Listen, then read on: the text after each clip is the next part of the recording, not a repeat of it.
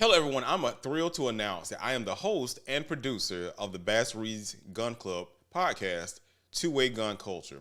We are a pro-Second Amendment community of responsibly armed citizens, and we take pride in learning and sharing our knowledge with the community. So whether you're a seasoned pro or just starting out, this podcast is for you. So buckle up because we're diving deep into the world of guns, self-defense, and responsible ownership. So please go and follow the channel. The link will be in the descriptions. And that's where you can get all the latest news and updates on when episodes are released. Well, welcome to the first episode, Psychological Impacts of Guns in Our Community. Welcome to the Bass Reed's Gun Club podcast, where we discuss all things firearms and shooting sports.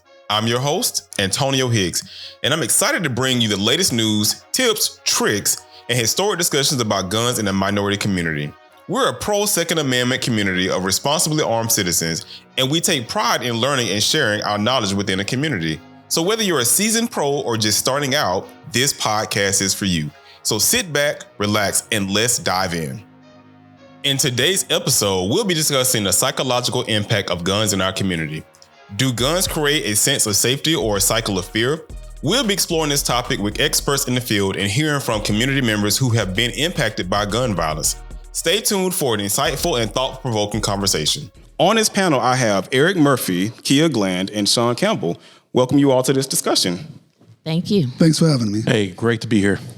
So I'm gonna jump it off with a serious question to see how get y'all take on this. So with all the data how it's pointing now, showing that black people commit over 54% of gun violence here in the U.S., why are we encouraging more black people to purchase firearms? Antonio, let me ask you a question. Where does that statistic come from? It's come from the National Gun Violence Data Reports and other federal gun violence report. So it floats between 54 and 60%. Okay. Now, where they're actually pulling that data from, I can't speak to the actual raw data itself. So it's not the CDC or it's a semi-governmental. It is semi-governmental, yes. Yeah. Okay. Well, since I opened up my mouth first, let me go ahead and answer. My answer.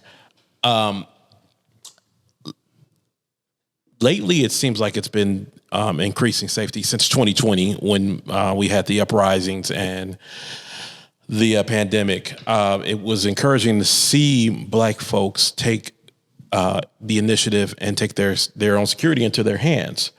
But I think as of late, it's hard to say if it's making us feel unsafe. Some of us, yes. But the numbers have been rising that a lot of us are saying we're not going to feel unsafe anymore. So we're going to own a firearm and hopefully train with that firearm. I agree. I think in particular the female population among African Americans, we have a tendency to feel as if we are constantly ignored. When we go missing, no one cares. No one looks for us. We're single mothers. We're outliving our husbands by 10 to 20 years. So we often find ourselves in a very vulnerable situation. And during this whole recent insurge of media-driven coverage for crimes involving African Americans, I believe that is driving us to purchase more guns and learn how to protect ourselves. I guess I have to take a look at what both of the other panelists said. Number one, we always have to evaluate the source of information, right? Right, absolutely. And so if the source of information is coming from the same source that labeled the Black Panthers a terrorist group, but didn't label the Ku Klux Klan a terrorist group until somewhere in the 2000s? Recently. Right, recently. Very recently. I question that, especially when it's anything negative that's said about, or could be construed to be negative, about people of color, black, brown, whatever. So that's number one. As far as does it create a sense of fear, I don't think guns in and of themselves create a sense of fear. I think it's the media machine that is behind guns that creates the sense of fear, particularly amongst those who don't own guns. So for those people that don't own guns, many of them are looking to various sources for information. And they're not necessarily examining the history of those sources. Typically, people give credibility to sources of information that are what? Big and old. So if you're a big organization like a CNN or a BBC, if you're an old organization or an old group like Harvard is almost 400 years old now, I think it's 387 years old, now all of a sudden you somehow have credibility, particularly in the minds of people who don't own firearms, right? And a lot of it is too because people just don't want to do their own research. So they're okay with leaning heavily on these other groups. So when these other groups put out a message about guns that promotes fear, I think that is really what drives any fear or the majority of fear that's in the community. The other thing is also, I think you have to really identify which community we're talking about, because popular culture would have you think that the black community is primarily an urban community. But there's a large black community that's rural. You know, you go down into Columbus, Georgia, you go out to Augusta, Georgia. Macon, Georgia, and you find a lot of black people. Birmingham, Alabama, I think is 70% black, right? Jackson, Mississippi is close to 60, 70% black. So these are rural areas. And that rural community has a different view on guns than the urban community in a lot of ways. So, you know, the black community is not a monolith, particularly when it comes to guns. But I really do think that the fear that people do have, most of it, if not all of it, is principally driven by these, you know, large entities that have control over platforms and messaging. Okay. So with that being said, should we not own any guns? Because I use an instance coming from a rural community. So in a rural community, we were faced with two stages of fear. So we were worried about the perception of us as black people from the white community because how we were being seen in the news as we were the ones committing the majority of the crime, but also from us as in the black community that we don't want to put ourselves in the spotlight by owning a weapon. So we'd rather just stay low and dry and don't have anybody looking at us incorrectly by owning a gun. Okay. Well, that's a you know, I'm originally from Los Angeles, California, and the perception has always been in LA. And y'all have some strict gun laws in LA. Yeah, in California, yeah, absolutely. Their gun laws are ridiculous. The perception was if you owned a firearm, well, what do you need a firearm? What do you need a gun for? What are you doing that you need a gun? Instead of, I need a firearm to protect myself. Well, why do you need to protect yourself? So it's always been that perception that if I had a gun with a lot of black folks from places like the Northeast and from I'd say Southern California, but California in general, that if you had a gun, then you were up to no good. And it wasn't until I moved here to Georgia 26 years ago or so that it, you know, and I owned a firearm in California too. So I was already on that train. When I moved here and found out that I can actually carry a firearm to protect myself, that was, for lack of a better term, liberating. I grew up in the 80s in the DMV, D.C., Maryland, Virginia. At one point, D.C. was the murder capital of the world, if not definitely the United States. And as a child growing up in my preteens and teens, I remember, you know, being at the kitchen table, doing my homework and watching the news or whatever my mother had on the television. Every single day, we looked to the news, and this was before cable with hundreds of channels. You just had your typical ABC, CBS, NBC, and your local Fox affiliate or something like that. And every night it was how many young black teens were killed. So growing up in the 80s, you know, gun violence was guns were synonymous with violence. So there was never a narrative given to us about using guns for protection. Never, ever. And you were taught that the police was there to do that part. But now as an adult, I find that the police, they get there after the crime has been committed committed and they take notes and then they write their police report. It is very rare that they actually catch a crime when it is actually being committed. But it's an indoctrination we've had all of our young lives. It started from, being a kid and watching television. Indoctrination is a great word because that's exactly what it was. And to your point, the scenario that you posited earlier in regard to having concerns about how you were viewed for having a firearm versus the fear of oppression or violence from other groups. This is what I would say to that. How do 25 people keep 350 people oppressed on a 500-acre piece of land? One word, gun. So if you're if you should be more worried about that than you are how people view you, in my opinion. Yeah, because it doesn't. You're right. And so, quite frankly, the last people that I really care about how they view me as the individual that's trying to see me in chains. Right. That's the last people. I could really care less. I really could care less. They want to see me in chains, whether that be cuffs or with a rope around my neck. And right, to Brother Sean's point, Black folks in our positions, I just say that because we own firearms, we believe in defending ourselves. We're stuck between, and correct me if I'm wrong, because I'm following what you're saying. We're stuck in between. I'm defending myself from enemies, foreign and domestic. I know that there are people in my community, unfortunately, and I don't even like to say this because this is really hard to say. Some of those people ain't for me. All skin folks ain't kinfolk. It's the truth, though. But to his point, that's the thing that I have a hard time conveying to folks that look like me. I don't ever want to be in chains. I've never been in chains. I don't want to be in chains.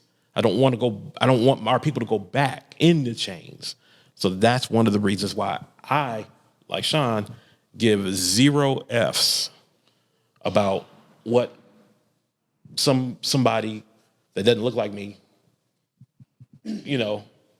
says about my firearm ownership.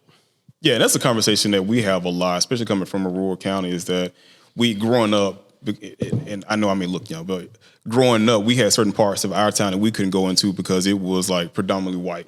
And if we went over there, that we were potentially some harm would happen to us. But even still, in knowing that, we were never encouraged to own firearms.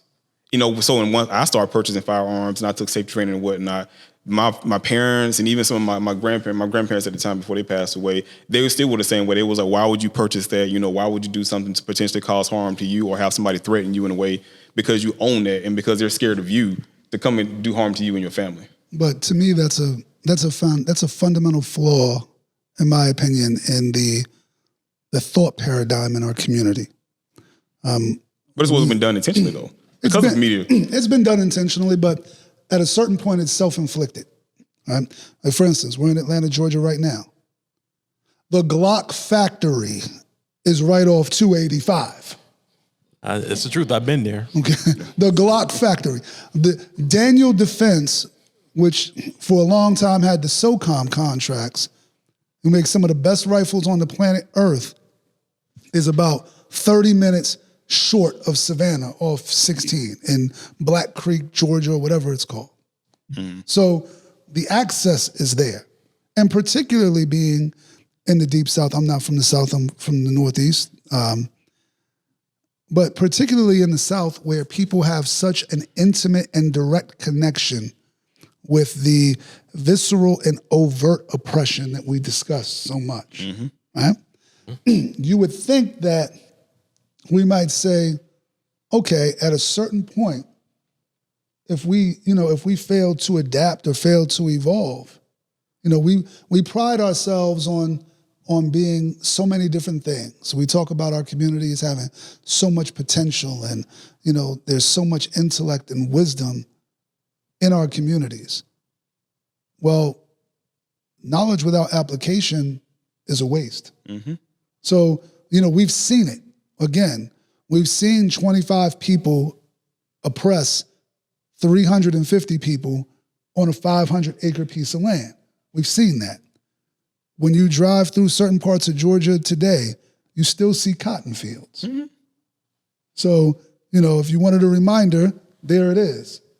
And so, as far as that's concerned, we need to start conditioning ourselves to think about things from a more combative perspective. The docility approach has not worked for us. And I know that there's going to be people that, talk about Martin Luther King and, the nonviolence movement. And you know what? That's great. I don't have anything negative to say about Martin Luther King and that movement. But what I will say is, I believe that movement was only effective because the federal government knew that Malcolm was the alternative. Mm-hmm. Mm. And so if they had a choice between people following Malcolm versus people following Martin, they chose to incentivize. I never thought of it like that. Martin. That is a great point. Yeah, I never looked at it like that. Right. So, let's think about it. Let's say the year is 1952, and we're all sitting here at the lunch counter, right? And I look at you and I say, hey, you see that whites only water fountain across the street? We're going to go across the street, and we're going to drink from that water fountain. Now, when they spray us with the hoses and sick the dogs on us, guess what we're going to do?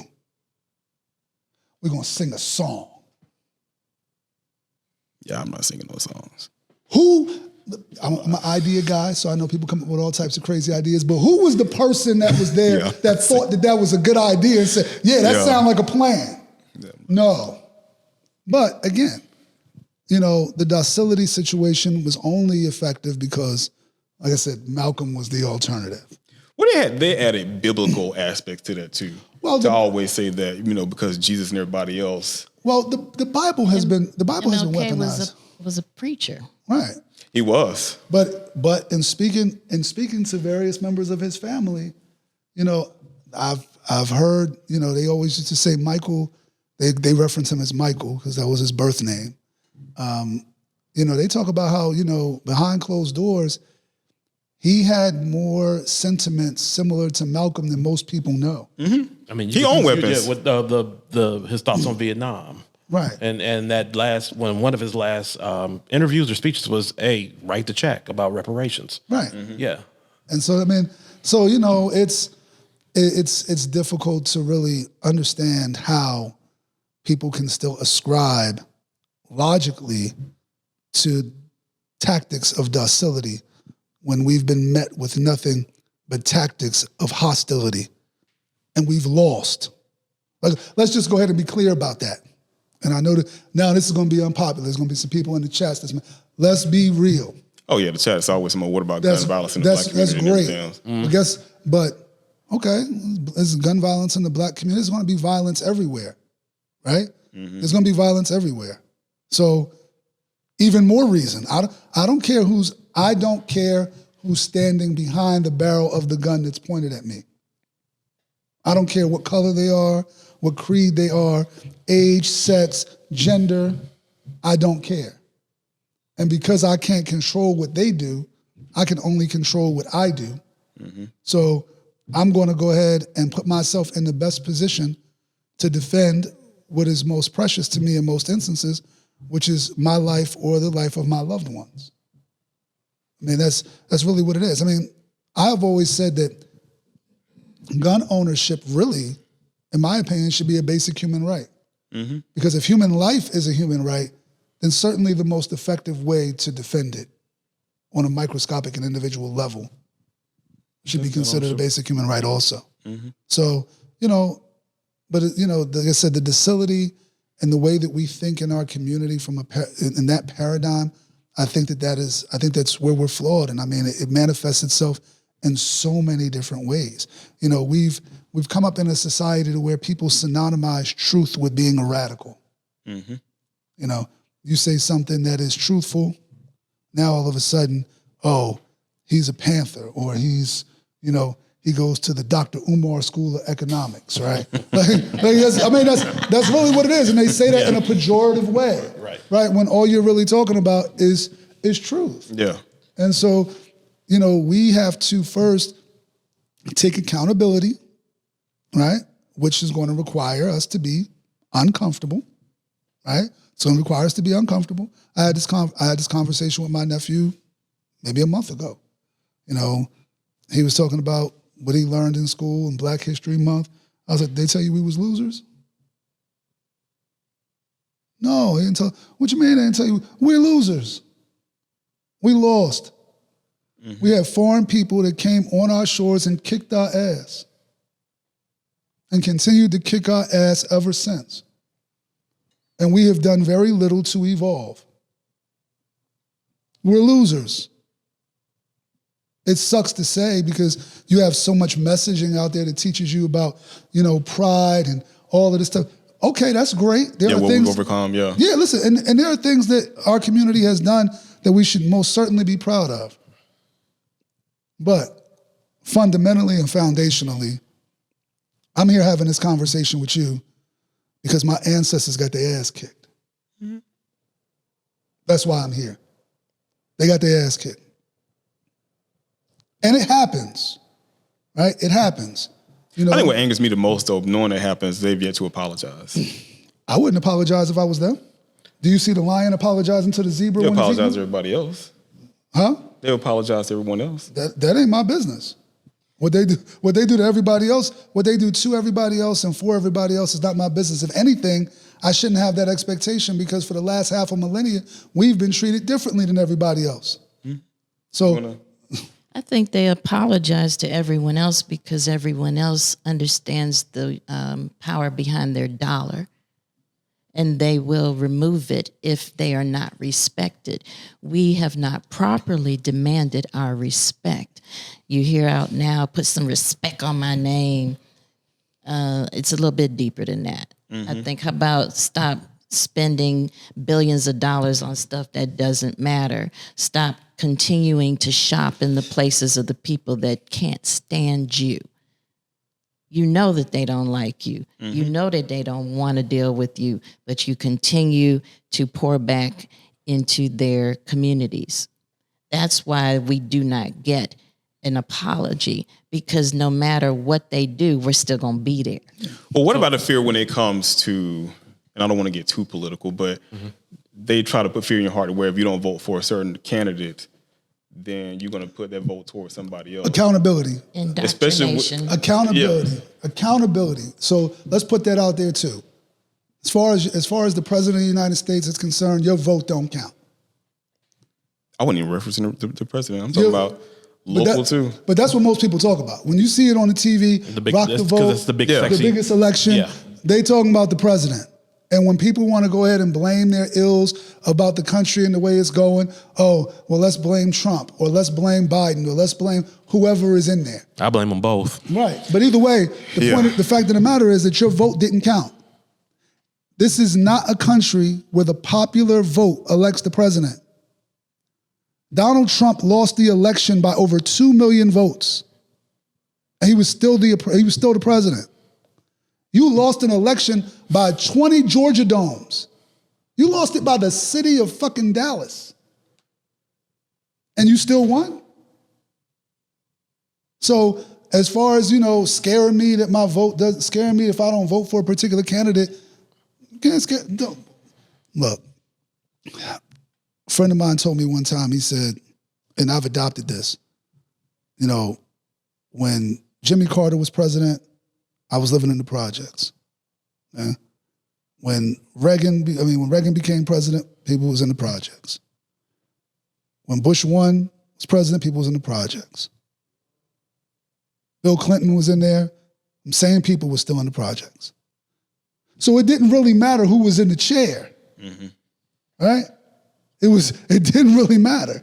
So whether it was, whether they were, elephants or donkeys, red or blue, it didn't matter. Those same people were still in there. So, accountability. Like, let's go ahead and be real about what actually happens. Like you said, the local elections. People need to spend more time voting to find out who the judge is that's sentencing you to life. And let's go ahead and put this out there. I get tired of people talking about the importance of voting, but then try and skip jury duty. Right. Yeah. Because most of them don't even understand that the principal purpose for people fighting for you to have the right to vote was because they got tired of seeing black men getting tried by all white juries, and the jury pool was selected from the voter registration logs. Mm-hmm. That's why they wanted to keep you off that's why they wanted to keep you off of it. They wanted to keep you off of it so you couldn't be on this jury. So you going out and voting for a president where your vote doesn't count, but then calling me, asking me how you can get out of jury duty makes no sense. So let's put that out there too, so the people in the chat room gonna have something else to talk about. But that's the reality. There's a saying that I've always heard: all politics is local. Mm-hmm. And whatever you do locally can affect nationally. Mm-hmm. But we need to tend to what's happening in. I'm a resident of Clayton County, and it's predominantly black. Mm-hmm. Okay. We just had a trial. And congrats for that trial too, convicting. Yes. That would have not happened in, say, Fayette County, which is right next to us. I fully and wholly believe that would not have ever happened. So the people that's listening, what woman are you referring to? Or what case are you talking about? The case of the young 21-year-old young white lady happened upon a hit and run accident. Mm-hmm. I think her name is Hannah Payton. Yeah, that's what it is. This was maddening to me. I haven't had somebody hit and run on me. I can understand, but you don't insert yourself into a situation and try and Zimmerman the issue, to coin a phrase. Mm-hmm. Okay, the person that hit and ran, she drove and cornered the elderly black man. Mm-hmm. Somehow or another, a gun was introduced to the situation, and she shot that man.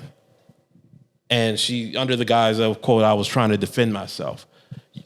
So, of course, thankfully, because it still, even in a predominantly black county, it could have went sideways. Yeah, it took 4.5 years, but yeah. Yeah, it took 4.5 years, and they convicted her. I forget the actual charges. Well, hold on, are y'all familiar with that case? I'm a lawyer here, so I'm very much. I didn't know you was a lawyer. Yeah. What about you, Kia? I'm vaguely familiar with it. I believe that the 911 operator told her repeatedly, if not at least once, do not engage. And she decided to take it upon herself. And that's, in my opinion, a sense of entitlement. Mm-hmm. When you've never been in a situation where you're constantly berated for your everyday actions, you have a sense of entitlement. No one ever probably made her feel like if you, since she's a female, females can't talk here. What are you doing dressed like that? What are you doing in this store? Men are only allowed in this store. You gonna buy something, girl? She would not have asserted herself. But because she's never had her butt whooped, by society, she's thinking, I could do what I want to do. I'm going to help my fellow man. And she done helped herself into a jail cell. So is that to go back to the topic itself, though, is that the safety net that she has as an individual? So I'm going to say something to Brother Sean, and I'm going to bring it back to the local election. But anyway, just really quick. That is the local stuff that we need to concentrate on. Yeah, now, I'm not saying vote for every black person that's thrown in front of you. No. Absolutely not. No. But that trial, again, would not have happened in a county right next to us had it not been for the local, just paying attention to your local judges, to your prosecutors, hell, to the dog catcher. Mm-hmm.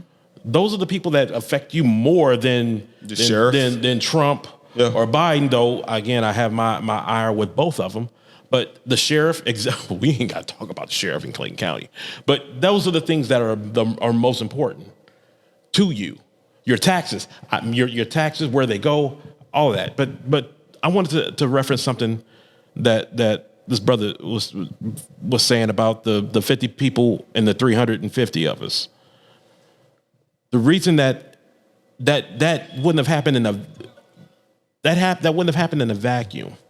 Okay, 50 people with guns, 350 people on a 500 acre plot of land. The reason that also was able to happen because there was a system in place. Right.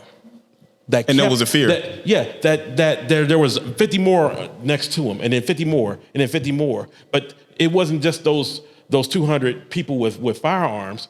It was a system that told them, that helped them, that facilitates even to this day that happens. And we have not moved past, what was the word, brother? That the docility philosophy of it. And it affects us to this day. Before, this is not a new problem with firearms in the black community. Like I said, I mentioned, and like she mentioned, in the 80s, I was in South Central Los Angeles. She was in the DMV. I was in Brooklyn, New York. And and even ground zero for all of us. Exactly. My community wasn't that bad. I mean, we had to worry about white people. It wasn't that bad. It's bad now, but it wasn't bad back then. The thing about it is, let's really look at the crux of the issue, right? Mm-hmm. What gives a government power? It's people. It's people, yeah. No. The money. I'm just throwing those are mediums. Mm-hmm. But the reality is that the principal idea of government is about forcible compulsion. The only reason why you go into a courtroom and you really have to obey the judge is not because of the judge. It's because of the sheriff's deputy that's his bailiff that's got the .40 caliber on his hip and the handcuff keys. It's the same reason I pay taxes, because I don't want to go to jail. Exactly. So it's about forcible compulsion, right? So if I can compel you to do things forcibly, then I win. The way that they compel you to do things forcibly is with that firearm. Mm-hmm. That is the source of it, forcible compulsion. So at its root and at its core, forcible compulsion, principally based in firearm possession and, to a certain extent, superior tactics, right, is where this lies. I mean, when you look at it and you say, police officers are basically death dealers. Mm-hmm. They have a lot of discretion, and they can wield life and death on civilians at any time. Now, we talk about this particular case, and we talk about her sense of entitlement. But where does that sense of entitlement come from? That sense of entitlement comes from, a lot of times, how she was trained, right? And the reason why that training happens the way it does is because of a concept that many people may not be aware of, so I'll introduce it to them. It's a concept called governmental immunity. Okay? Governments are essentially corporations, right? And corporations speak one language, which is money. Okay? So what Georgia in particular has done is they have passed laws that make governmental entities, particularly the police, virtually immune from civil lawsuits. Okay? They don't really care about this police officer going to jail. She's one of many. They'll have a new crop of rookies coming in. It's not a big deal. She's not a police officer. Whatever it is, any police officer that does any of this, right? Because that's a lot of times the issues about violence in our community. It comes from police a lot of times. Mm-hmm. We talk about that a lot, like police brutality, police this. We had the whole situation during the pandemic with George Floyd, right? Mm-hmm. And that all of that. So you from LA, Rodney King, right? All of these different things.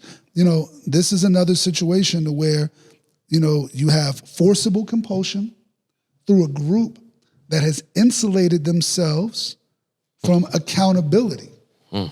So they say, look, you can't sue us except in a very, very, very, very, very, very, very small set of circumstances, which most things do not fall into. So if you want to stop a lot of that, now you stop governmental immunity. Like I tell people all the time, I can change the entire course of a law enforcement department's philosophy and training with a $250 million lawsuit. Thank you for tuning in to this week's episode of the Bass Reeves Gun Club podcast. If you enjoyed this episode, please share it with your friends and family. Don't forget to like and comment on the show to let us know what you think. And if you're interested in learning more about firearm safety, proficiency, and the shooting sports, and you're in the Atlanta area, please consider joining the Bass Reeves Gun Club. We're a pro-Second Amendment community of responsibly armed citizens, and we take pride in learning and sharing our knowledge within the community. You can find more about us and how to join at bassreevesgc.com. That's Bass Reeves, G as in Gary, C as in cat.com. Remember, stay fearless, knowing no master but duty. I am Antonio Hicks, and it's been my privilege to produce and edit this podcast, bringing these important conversations to life. But the conversation doesn't have to end here. If you're curious about more stories and insights in the avenue of politics, technology, and gaming, I invite you to join me on my own podcast, PTG TV. On PTG TV, we dive deep into a variety of topics, exploring the intricacies of our world with a mix of humor, seriousness, and everything in between. It's a space where we challenge norms, celebrate diversity, and foster a community of curious minds and open hearts. You can find PTG TV on all major podcast platforms like Spotify, Apple Podcasts, and Google Podcasts. Just search for PTG TV and hit subscribe. All opinions expressed by the podcast hosts, participants, and creators are their own and do not reflect the opinions of NAGA, the Bass Reeves Gun Club, which is the Atlanta chapter of NAGA or affiliated gun ranges, gun clubs, or companies.